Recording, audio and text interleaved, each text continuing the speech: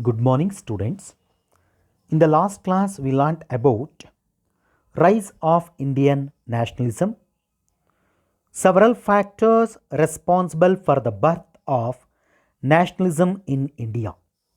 The first factor is impact of the revolt of 1857. Second factor is Western education and modern ideas.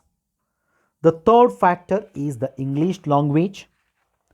The fourth factor is common code of law and administrative unity. The fifth factor is the modern transport and communication system. Today, let me discuss about how the rediscovery of India's glorious past created the feelings of nationalism among the Indians. So many British governor generals and other officials had propagated the idea of the racial discrimination and the racial inferiority of the Indians.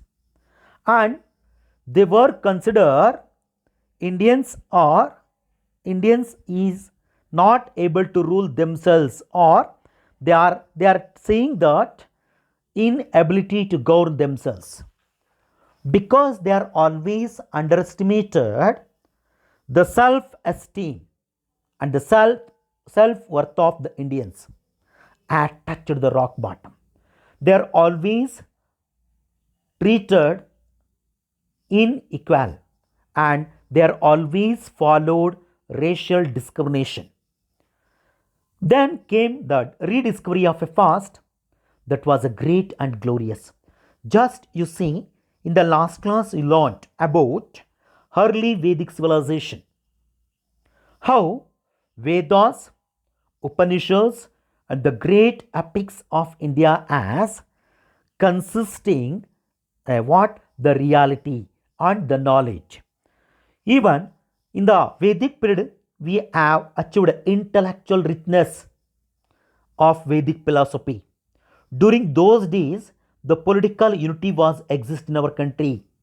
And after the Vedic civilization, India was ruled by many king dynasties, such as Mauryas. During the Mauryan period, how it was our society, how our intellectual richness. During the Guptas, it is described as a golden age, and it achieved the cultural brilliance of the Mughals. At the same time, some of the European scholars, such as William Jones, Alexander Cunningham, James Prinsep, who were the European scholars, William Jones, Alexander Cunningham, and William Jones and James Prinsep, and other great the scholars, European scholars, they were researched about India's glorious and historical past, and they were revealed its rich heritage. Because when these scholars revealed the rich, glorious past of our country, the Indians' feelings of a national pride and self-confidence inspired them to dream of to build a new and resurgent India. At the same time, interest and enthusiasm of foreign scholars stimulated the interest of Indians in their rich and varied history. Even being a European scholars, they were revealed the rich cultural heritage of Indians. Because of that reason, the many Indians were also inspired about the rich and varied history. The task of rediscovery was carried by Anne. See, at the same time, the Indians, those who were inspired by European scholars, Indian social religious reformers, we already learned that lesson during 19th century. Raja Ram Mohan Roy, Swami Dayananda Saraswati, Vivekananda, Ramakrishna Paramahamsa, Jyotiba Phule, M.G. Bhandarkar, so even so many other social and religious reformers, they were tried to rejuvenate the Indian society. At the same time, They were instilled people a pride in their Indian identity, and they were prepared a proper the ground for the growth of the national spirit among the common people. Later, the one more factor, it created the feelings of the nationalism among the Indians is vernacular press and literature. Vernacular press means the regional press or the local language papers. Vernacular press played a vital role in spreading the modern ideas, in creating national awareness. Here, so many Indians were educated in English medium schools. They were able to speak English as well as the regional language. These educated middle class Indians started the many newspapers in regional languages, and they were created a kind of the feelings of the nationalism among the Indian people. They were used the press to criticize the British policies, expose the evil effects of the foreign rule. Because in the beginning, the people could not understand what was the evil effects of the foreign rule. But when the vernacular press are started by the middle class educated Indians, they were began to expose the bad effects, evil effects of the foreign rule through regional languages. The ideas of democracy and the ideas of responsible government were popularized by through the vernacular press. At the same time, Indians were asked to unite to work for the welfare of the nation. We were divided into different kingdoms, different state, different region, different community. But these educated Indians were asked the Indian people to work for the welfare of the nation. Thus, the press became a more powerful media which was used to arouse the spirit of the nationalism among the people. Because through press only, the Indian, so middle class educated, they were exposed the evil effects of the foreign rule, and they were popularized the democratic principle. So, and along with it, even they were began to ask, they were began to demanded the British government to provide the responsible government for Indians. Along with the vernacular press, even the national literature also played a very important role to foster a sense of the nationalism among the common people. So even the national literature also inspired the spirit of the nationalism among the people. So many novels, essays, patriotic poems written by the well-known authors and poets created the imagination of the common people and gave rise to powerful patriotic feelings. During this time, Bankim Chandra Chattopadhyay, he was written Vande Mataram, continues to evoke a strong patriotic emotions. Not only that day, even till now, the Vande Mataram song evoke a strong patriotic emotions among the Indians even to this day. Then another factor is responsible for the creation of the feelings of the nationalism is economic exploitation. You know that from the beginning onwards, the British always introduce the economic policies. These policies is always in favor of the British, and it is always unfavor to the Indians. Their economic policies, their deliberate economic policies transformed India into an agricultural colony. Before the arrival of the British, India is one of the major and the leading producer of the cotton and textile industries, and so many handloom industries are flourished. But when British came here, they were introduced their deliberate economic policies in our country. So it is slowly and gradually our cotton and textiles mills gradually vanished. The people, those who were working in that industries, they lost their means of livelihood. So it is causing for the destruction of Indian cottage and small scale industries, handloom, industries.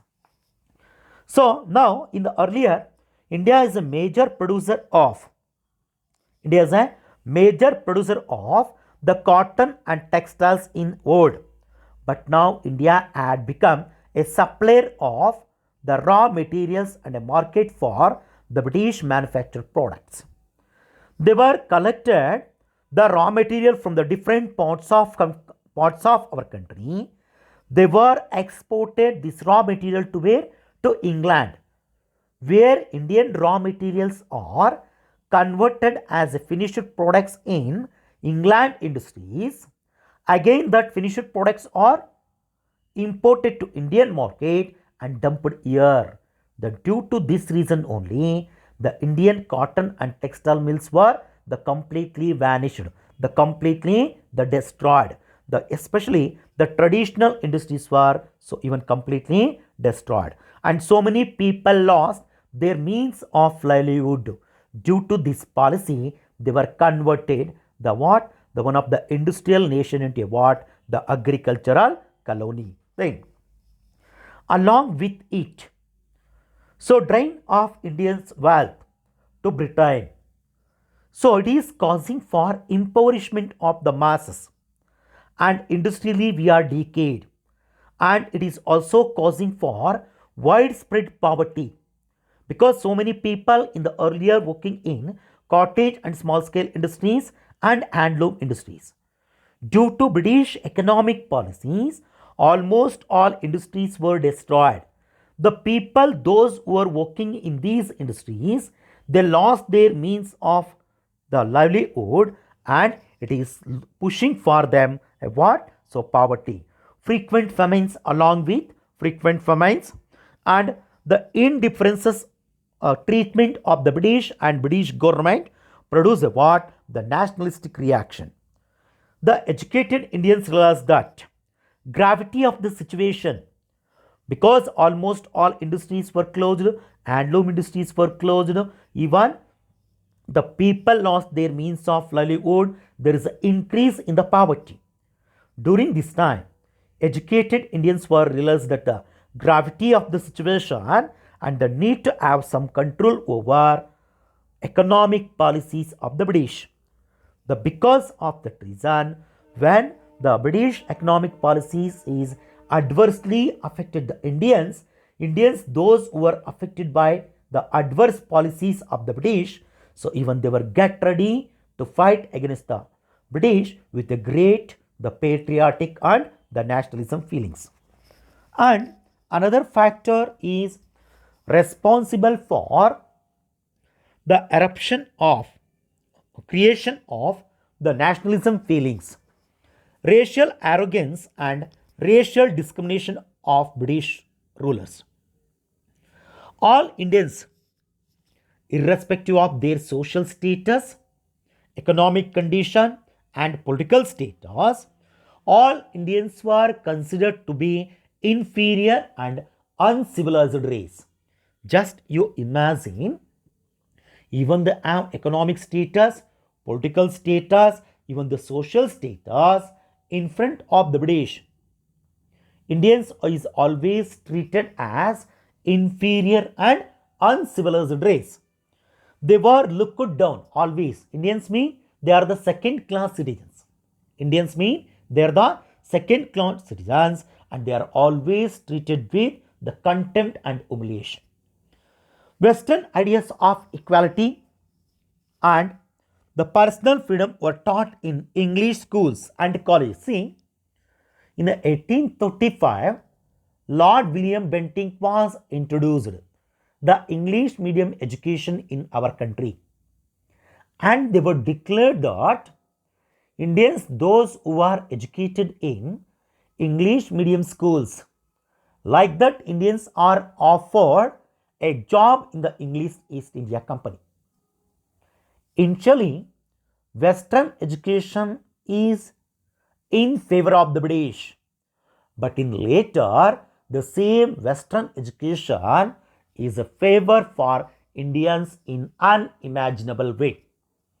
Indians, those who are educated in English medium schools and colleges, they were imbibed adopted the Western ideas of equality and democratic the principles. The Queen's proclamation in 1858 till 1857, India was ruled by English East India Company.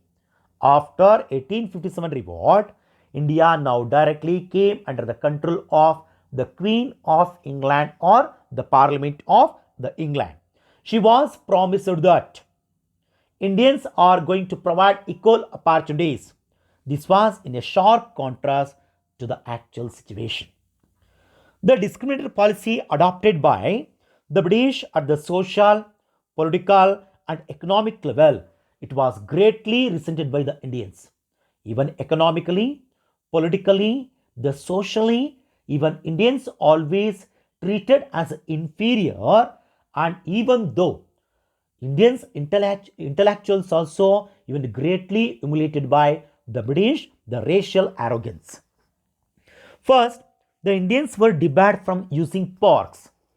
The parks, clubs, hospitals, libraries and railway coaches which are reserved exclusively for the British, so Indians were not allowed to use these the public places. Along with all important positions in administration were also reserved for the British. Surendranath Banerjee, he was first person that completed the Indian Civil Service exam. So, but he was the what? So, even dismissed from the Indian Civil Service on the basis of the what? Racial arrogance only. Then, even some of the Indian members nominated to the what? The legislative councils were not given any powers. Just namesake only, they are the members at the legislative council, but they were not allowed to exercise the any powers in the legislative assemblies. Next, the representative policies of Lord Lytton. The British economic policies sacrificed Indian interest to those of the British. Lord Lytton, he was one of the Governor General. So he was adopted the many discriminatory policies. It was caused a great resentment among the educated Indians. The Lord Lytton, he was a Governor General. He was adopted many discriminatory policies against the Indians. So it was greatly resented by whom? So resented among the educated Indians. The first, the Vernacular Press Act. Actually, see, by using vernacular press, so many educated Indians, they started the newspapers in the regional language. When they were started the newspapers in regional languages, they are going to expose the evil effects of the foreign rule. And if British was implemented any policies, these educated Indians are going to expose what was the evil effects of that economic policies. But the Lord Lytton was introduced the Vernacular Press Act. According to this act, Indians were deprived of what? Their basic right to freedom of speech and expression. Through the Vernacular Press Act, the Lord Lytton, he was deprived the basic right to freedom of the speech and expression. After that, the British was introduced another act, the Arms Act. Under this act, Indians could not own and carry weapons without a license from the government. This act did not apply to Europeans. See, according to the Arms Act of the British, so Indians could not own any weapons without a license from the government. But the same act, it's only applicable for Indians, but whereas it's not applicable for the Europeans. But so many tribal people of our country, they have their own weapons.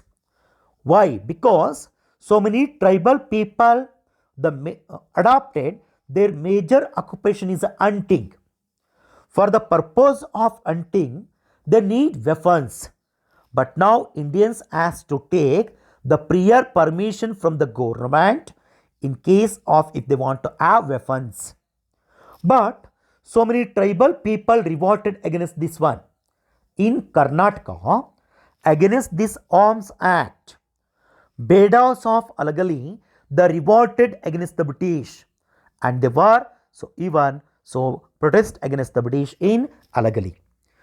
So reduction in age for Ics examination.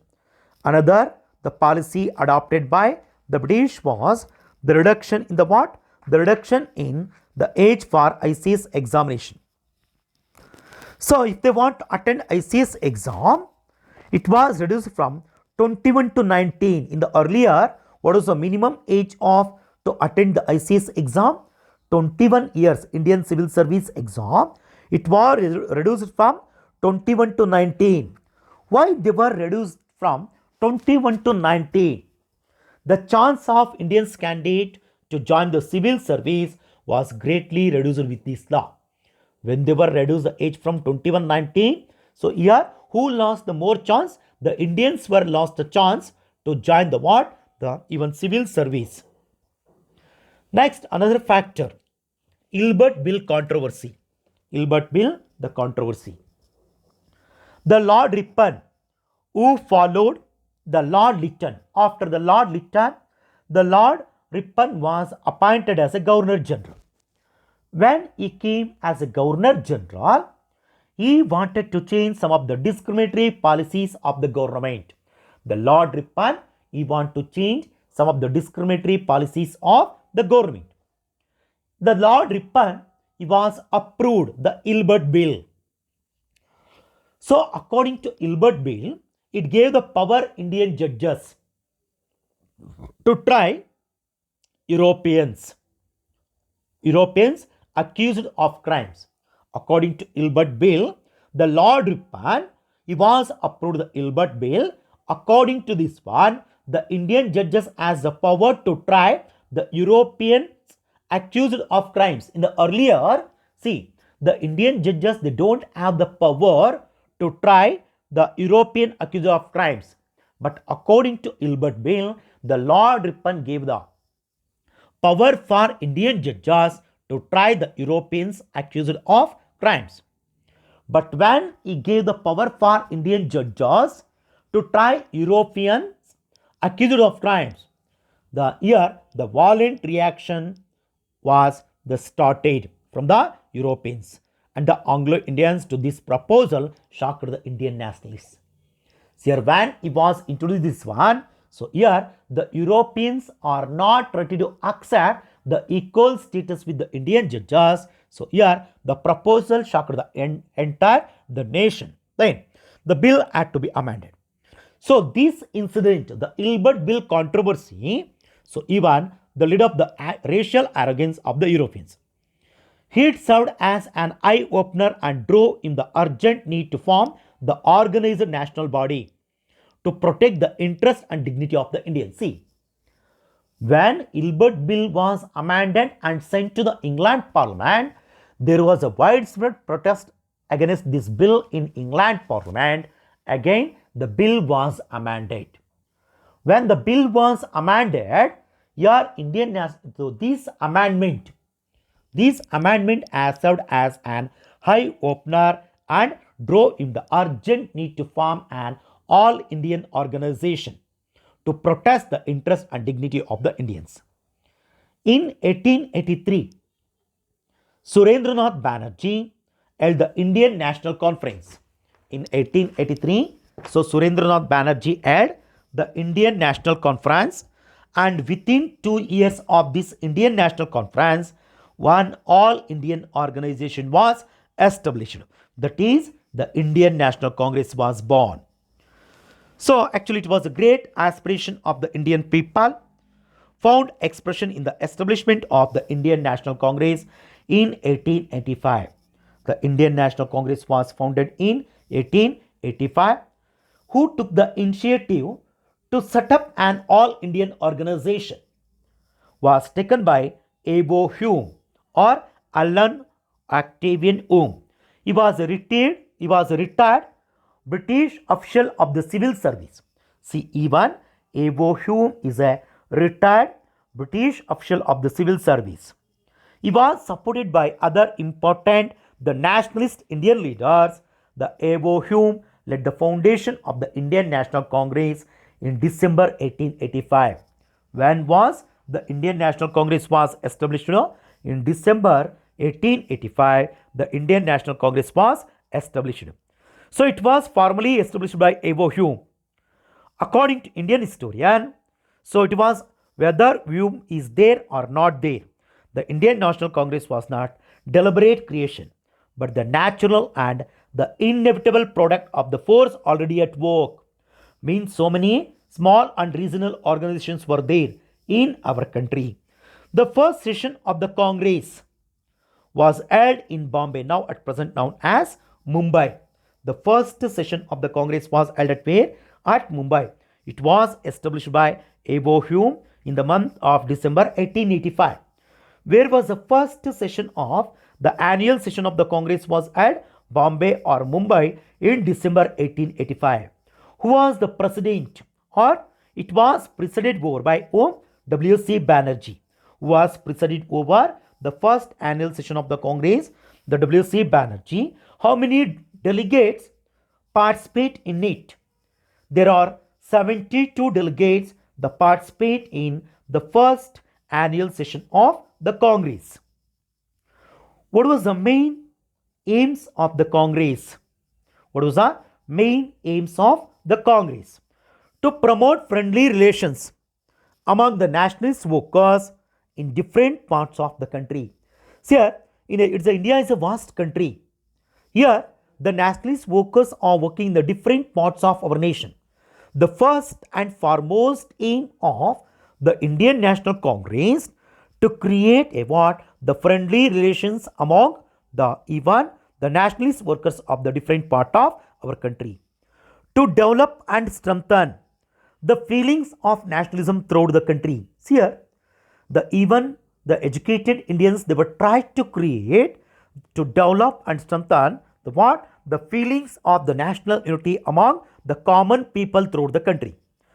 They were formulated, they were conducted the meetings, and through that meetings they were collected the public opinion. Through that public opinion, they were put forward the popular demands before the British government, and they were asked to implement that popular the demand. To try and organize the public opinion in the country. These educated, the middle class people, they were conducted the meetings, public meetings, and they were collected the public opinion in the country to try and organize the people. The first session of the Congress ended with the delegates affirming the loyalty to the British Crown.